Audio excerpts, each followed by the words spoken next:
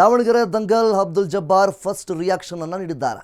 S ಕುಟುಂಬ ಸೌಜನ್ಯಕ್ಕಾದರೂ ನನ್ನ ಪ್ರಚಾರಕ್ಕೆ ಕರೆದಿಲ್ಲ. ದಾವಣಗೆರೆ ಉಪಸಮರದಲ್ಲಿ ಅಬ್ದುಲ್ ಜಬ್ಬಾರ್ ಫಸ್ಟ್ ರಿಯಾಕ್ಷನ್ ಅನ್ನು ನೀಡಿದ್ದಾರೆ. ಎಸ್ ಕುಟುಂಬ ಸೌಜನ್ಯಕ್ಕಾದರೂ ನನ್ನ ಪ್ರಚಾರಕ್ಕೆ ಕರೆದಿಲ್ಲ. ಅವರು ವೈಯಕ್ತಿಕವಾಗಿ ಕ್ಷೇತ್ರದಲ್ಲಿ ಸಂಚರಿಸಿ ಪ್ರಚಾರ ಮಾಡ್ತಿದ್ದೇನೆ. ಅಭ್ಯರ್ಥಿ, ಸಚಿವರು, ಸಂಸದರು ಸೇರಿ ಯಾರೂ ಸಹಿತ ನನ್ನ ಕರೆದಿಲ್ಲ. ನಾನು ಎಂದೂ ಪಕ್ಷಕ್ಕೆ ದ್ರೋಹ ಬಗೆಯುವ ಕೆಲಸವನ್ನು ನಾನು ಎಂದೂ ಸಹಿತ ಮಾಡಿಲ್ಲ. ಕೆಲವರು ನನ್ನ ಬಗ್ಗೆ ಇಲ್ಲಸಲ್ಲದ ಅಪಪ್ರಚಾರವನ್ನು ಮಾಡ್ತಾ ಇದ್ದಾರೆ. ಕೆಲ ವ್ಯಕ್ತಿಗಳು ವರಿಷ್ಠರ ದಾರಿ ತಪ್ಪಿಸುವ ಕೆಲಸವನ್ನು ಮಾಡ್ತಾ ಇದ್ದಾರೆ. ಆರೋಗ್ಯ ಸರಿಯಿಲ್ಲದ ಕಾರಣ ಬಹಿರಂಗ ಪ್ರಚಾರಕ್ಕೆ ಹೋಗ್ತಾ ಇಲ್ಲ. ಪಕ್ಷ ಸಂಘಟನೆ ಮತ್ತು ಅಭಿವೃದ್ಧಿಗಾಗಿ ಸತತವಾಗಿ ನಾನು ಶ್ರಮಿಸುತ್ತಾ ಬಂದಿದ್ದೇನೆ. ಅನಾರೋಗ್ಯದ ಹಿನ್ನೆಲೆಯಲ್ಲಿ ಸಿಎಂ ಬಂದಾಗ ನಾನು ಹೋಗೋದಕ್ಕೆ ಆಗಲಿಲ್ಲ. ಹಾಗೆಂದ ಮಾತ್ರಕ್ಕೆ ನಾನೇನು ಪಕ್ಷ ವಿರೋಧಿ ಅಲ್ಲ.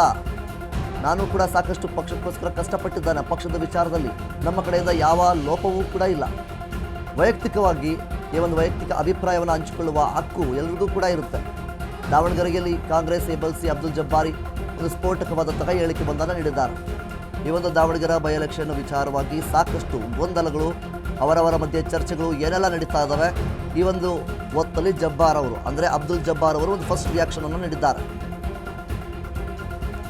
ವೈಯಕ್ತಿಕವಾಗಿ ಕ್ಷೇತ್ರದಾದ್ಯಂತ ಸಂಚರಿಸಿ ಮತದಾರರ ವಿಶ್ವಾಸವನ್ನು ಗಳಿಸೋದಕ್ಕೆ ನಾನು ಪ್ರಯತ್ನವನ್ನು ಪಡ್ತಾ ಇದ್ದೇನೆ. ಕೆಲವರು ನನ್ನ ಬಗ್ಗೆ ಇಲ್ಲ ಸಲ್ಲದ ಅಪಪ್ರಚಾರವನ್ನು ಮಾಡ್ತಾ ಇದ್ದಾರೆ. ನಮ್ಮ ಪಕ್ಷದಲ್ಲಿರುವಂತಹ ಕೆಲವು ಕಾರ್ಯಕರ್ತರಾಗಿರ್ಬೋದು, ಕೆಲವು ವ್ಯಕ್ತಿಗಳು ನಮ್ಮ ಬಗ್ಗೆ ಇಲ್ಲ ಸಲ್ಲದ ಊಹಾಪೋಹಗಳನ್ನು, ಇಲ್ಲ ಸಲ್ಲದ ಅಪಪ್ರಚಾರವನ್ನು ಮಾಡ್ತಾ ಇದ್ದಾರೆ. ಪಕ್ಷದಲ್ಲಿನ ಕೆಲವು ವ್ಯಕ್ತಿಗಳು ಹೈಕಮಾಂಡ್ನ ದಾರಿಯನ್ನು ತಪ್ಪಿಸೋದಕ್ಕೋಸ್ಕರ ಸಾಕಷ್ಟು ಸರ್ಕಸ್ಸನ್ನು ಮಾಡ್ತಾ ಇದ್ದಾರೆ.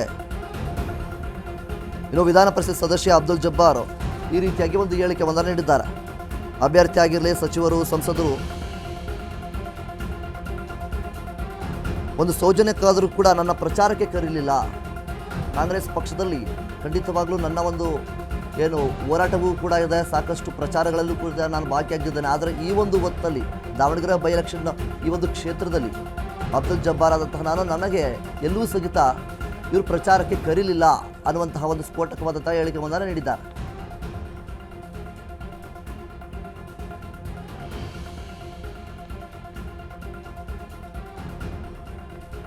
ಇನ್ನು ಪಕ್ಷದ ಸಂಘಟನೆ ಮತ್ತು ಅಭಿವೃದ್ಧಿಗೋಸ್ಕರ ನಾವು ಸತತವಾಗಿ ಶ್ರಮಿಸ್ತಾ ಬಂದಿದ್ದೇವೆ. ಇಷ್ಟು ವರ್ಷಗಳ ಕಾಲ, ಇಷ್ಟು ದಿನಗಳ ಕಾಲ ನಾವು ಪಕ್ಷಕ್ಕೋಸ್ಕರ ದುಡಿದಿದ್ದೇವೆ.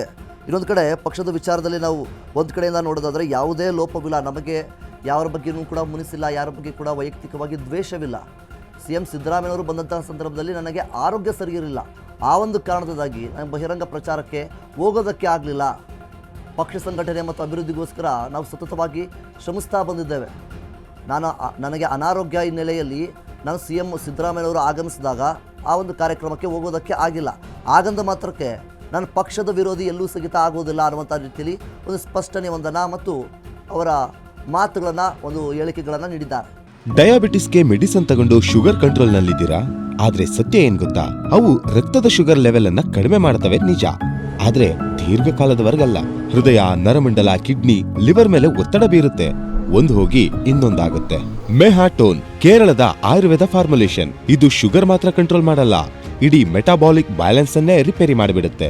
ಮೆಹಾಟೋನ್ ದೀರ್ಘಕಾಲದ ಸಹಜ ಜೀವನಕ್ಕೆ ಸಹಾಯ ಮಾಡುತ್ತದೆ.